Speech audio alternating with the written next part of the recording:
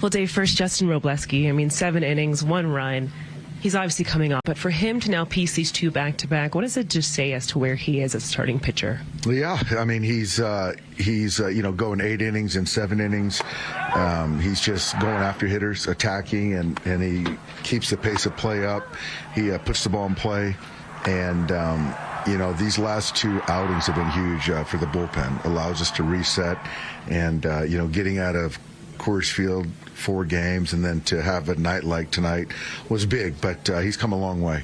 When you look at Max Muncy and Miguel Rojas, it felt like those 2, I mean, essentially single-handedly got Jose Quintana out of this game. What did you like just from their performance offensively and how those 2 can really feed off each other? Well, I think with Miggy, it was just great, being ready when called upon, and obviously with Quintana starting, being left-handed, it was good to get him in there and take the at-bats that he did. Moved him in the middle of the order, which I liked him right there tonight. And, Max just has always liked playing at Coors Field, and the numbers speak to it, and had another big night. And, with Freddie being gone and kind of just looking at the lineup, I needed him to be in there tonight, and he was more than happy to be in there and play 4 in Coors. And he hasn't done that a lot.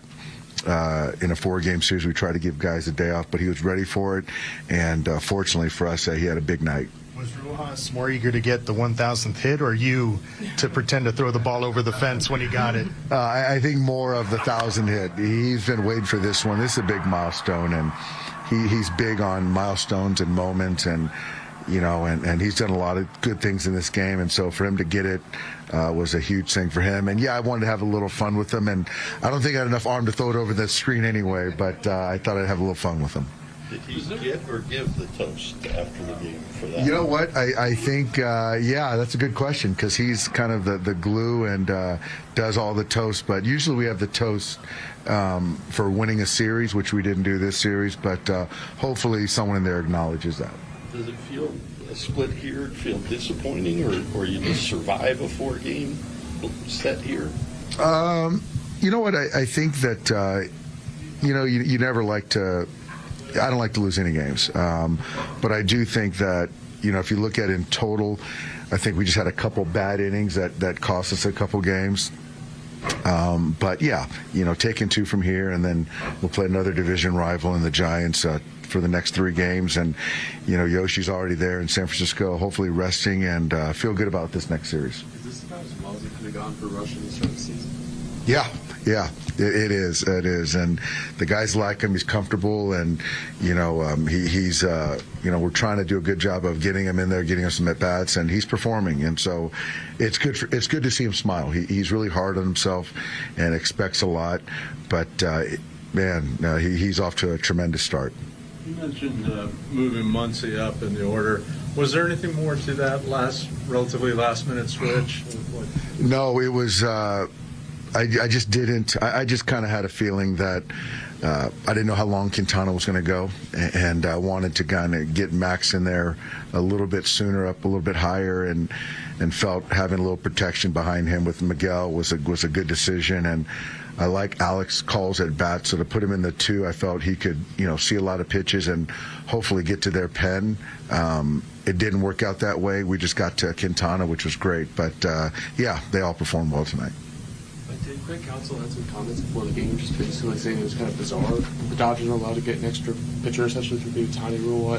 Obviously, it's not something that has to do with tonight's game, but is that something where you feel like that rule is applied fairly in a way, or what do you think about sort of how the rules kind of benefited you guys over the last couple of years? The thing is that it certainly benefits us because we have the player, but that's something that regardless of any team that would have Ohtani would have that player, and we're more than willing to have other teams go out and find a player that can do both. So he's an exception because he's an exceptional player. So it's kind of, it is what it is. What kind of a loss is it for the team being without a guy like Diaz for for the second half of the season? It's a loss. It's a loss. It gives other guys opportunities, but losing your closer is a big loss, and so other guys gonna have to step up, and and that's kind of, fortunately for us, we got a lot of depth, and we got some other guys should be coming back here in the next few weeks. All right, we heard Dave Roberts just talking about this before the game. Edwin Diaz placed on the 15-day injured list with right elbow loose bodies. He pitched yesterday in Colorado, did not record an out. It was his first time pitching in 9 days. His velocity was down considerably once again. The three-time All-Star closer is going to undergo surgery on Wednesday at Kerlan Jobe and is expected to return sometime during the second half of the season. Here's what's coming up on the calendar. It is off to San Francisco for the next 3 games. The first series of the season against the rival Giants. Yoshinobu Yamamoto starting tomorrow. The weather forecast not good at the moment. Hopefully it clears up. Shohei starts Wednesday. Tyler Glasnow on Thursday's getaway day. This weekend, the Dodgers back home to host the Chicago Cubs. Friday's game on Apple. Saturday on Fox. The rest on Sportsnet LA. Well, guys, that was a great A block. We didn't even get to the highlight yet. We're going to show it to you. Have plenty more reaction from Colorado after the Dodgers pound the Rock Show 12-3. Access Sports, your moments of the game. It's not Miguel Rojas's home run, Jerry, because that was hit number 999. This is 1,000 for his big league career. So happy for Miggy Rojas. He's done so many great things in this Dodger uniform throughout his major league career. 1,000 hits in the show. Do it, Miggy Rojas. Dodgers 12-3 winners over the Colorado Rockies, making it a happy flight for them to San Francisco. Miguel Rojas, one of the many offensive heroes of the night. The pitching hero of the game, Justin Robleski, picks up his 3rd win of the season. Right now, he is standing by with Kirsten and the media. Well, Justin, it now feels like when you look at your last outing in this one, 8 innings of that one, 7 tonight. Does it feel like you're just kind of in a groove and cruising along right now? Yeah, I mean, I'd say so. I think, at the end of the day, I'm going out there trying to do the same thing every time, and that's fill the zone and create contact and see what happens. Yeah, I think, we've done a great job, and Will's done a great job back there calling it. The defense has been really good. The analytics people with the positioning of everybody's been really good. But yeah, so it's been good. I feel good. When you look at just their lineup, how aggressive they were, how did you, one, use that to your advantage, or just use that to kind of navigate through their lineup? Yeah, I think it was just kind of noticing some things they were trying to do early, and just kind of trying to exploit that throughout the game. And like I said, we did a great job with, pitch calling and kind of feel for what we wanted to throw and what we wanted to do, and just continue to attack the zone and keep them off balance. So that's kind of what we did all night. Can you feel that your team, whether it's on defense or when they take their at-bats, they're kind of feeding off how you're working quickly and keeping them involved? Yeah, I think, again, that's something you learn just from watching the game, is kind of the guys that work fast like that. And, when you're throwing well like that and getting quick outs, I think the team, for whatever reason or one reason or another, I think it just helps that out. But at the end of the day, my job is just to go out there and get outs however I can. And, yeah, it's nice when they're coming quickly, but there's going to be days where it's grindier to get those outs. And so we'll take them how we get them right now. Is there something you did to trigger at the start of this season to continue where you picked up last year to attack the zone? I think it's just continuing learning myself and who I am as a pitcher, and kind of, things I need to do that are different from last year, especially in a starting role. It's just there's nuance to it, and again, being a starting pitcher is a lot more about reading the game, and there's obviously a plan in place when teams face you, so it's trying to figure that out as fast as you can, and then try to exploit that once you find it out. So there's a lot of different things here and there, but I guess for the most part, to answer your question, it's been a lot of the same. A lot of just trying to fill it up and get ahead in counts and get guys out as fast as I can. I imagine it's a lot of fun to play defense behind Justin Robleski when he's throwing the baseball the way he was in this game tonight. Nomar, what did you see from Robo in those 7 innings? Oh, well, he touched on it about attacking the zone. And there's an interesting line before we go to the K zone. I mean, he faced 29 batters. 23 of the 29, he got first pitch strikes on them. He only had 1 3-ball count, and he had no walks. That is filling his zone. We're going to go to the K zone and look at how he accumulated those types of numbers. And it really was getting ahead of the hitters.